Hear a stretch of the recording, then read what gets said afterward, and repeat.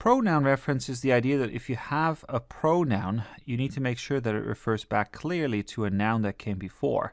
And we call this noun the antecedent from Latin. And antecedent means that which goes before. Typically then, we need to make sure that our pronoun is quite close to our noun. We don't have other nouns in between as much as possible because that might confuse us. And we want this kind of clarity about what it refers back to. But there are exceptions, of course. If you say, for instance, it's raining, it is raining, then it is your pronoun, and it doesn't refer back to anything, right? It's rather abstract. So there are cases where you don't have pronoun reference, but where you do, you want to make sure that you use pronoun reference correctly. And that's what we're talking about in this video. Some cases where pronoun reference has been done badly, and we want to talk about how we can fix it. If you were to say then their, let's say, rather than his, that would be weak pronoun reference, right? My friend always loses their cool. That doesn't really make sense. So let's look at some other situations where we want to be on our guard. The next one here goes, the company's legal documents suggest that it can't be held responsible. So it here refers back to something, and you can see that it refers back to company. And this one seems okay because company is, it's a collective noun, but it refers to one entity, even though it has multiple, component parts, multiple units, let's say. So it seems okay. They're both singular grammatically, but the problem is that the antecedent is in the possessive case. In the possessive case. And all that means is that it has this apostrophe S over here. The rule then to watch out for is that your antecedent should not be in the possessive case. Okay, seems like a bit of a funny rule, but you can see how awkward this is in the next one. In Faulkner's The Sound and the Fury, he writes, right? It'd be much easier just to say in The Sound and the Fury, Faulkner writes. We could just switch this around, and that would be much more direct. So in The Sound and the Fury, Faulkner writes. This is an error that I've seen so often in people's papers because they start their essay with a phrase like in so-and-so's text, and then they say he writes. So really watch out for that one because it's quite common. The next one has to do with these collective nouns that we've mentioned, and often the collective noun takes a singular pronoun. So in this case, committee is singular, even though it might have multiple members.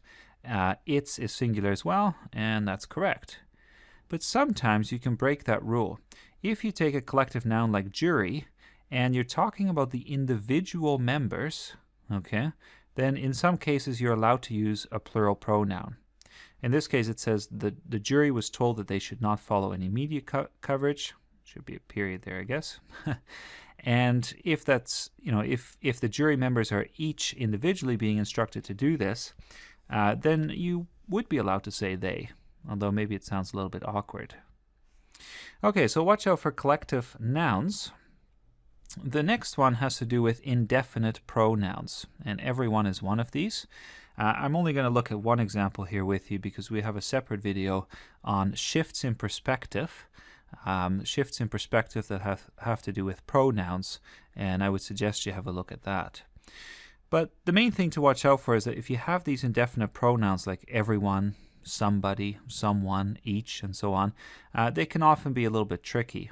In this case, there would technically be incorrect because one, of course, is singular, even though it says every.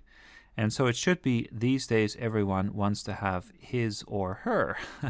His or her.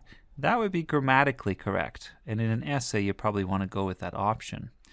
But this there is becoming much more common these days, and it's a bit more informal, but I think it's well on its way to becoming accepted in the English language. So something to watch out for anyway.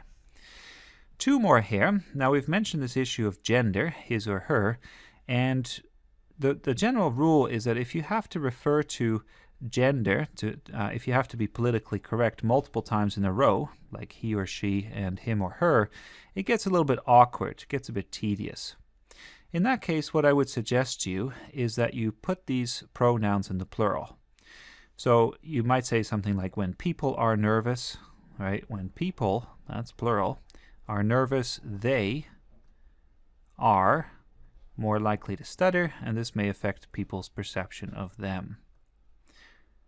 And just try to follow that general rule. If you end up having to use he or she, him or her, these gender neutral kind of constructions, a lot of times in a row, probably it's best just to shift to the plural.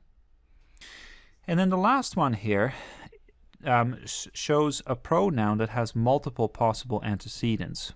His could refer back to Peter, or it could refer back to John, and we don't really know, right? Which one is it? Sometimes, though, it can be really hard to rewrite this in a way that avoids this problem. And sometimes you're simply going to be stuck with some ambiguity. Okay, I'll let you try this yourself. See if you can express this in a way that's easy and clear without, adding in brackets Peter or something like that. His brackets Peter. Don't do that. That looks really pathetic.